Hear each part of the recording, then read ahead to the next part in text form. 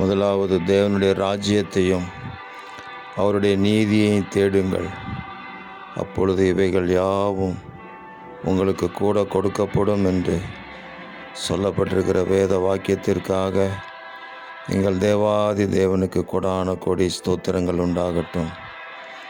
தேவனுடைய ராஜ்யத்தையும் தேவனுடைய ராஜ்யத்தினுடைய ஆளுகையையும் தேவனுடைய ராஜ்யத்தினுடைய மகிமையையும் தேடுகிற உங்கள் பிள்ளைகளுடைய வாழ்க்கையில் எல்லாவற்றையும் நீங்கள் கூட கொடுக்கறதற்காக உங்களுக்கு ஸ்தோத்திரம்.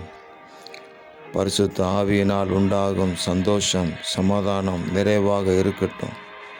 இந்த பூமிக்குரிய நன்மைகள், சரீர சுகங்கள், பலன்கள், ஐஸ்வர்யங்கள் எல்லாவற்றையும் திரளாக கொடுத்து ஒரு குறைவில்லாமல் நடத்துவீராக.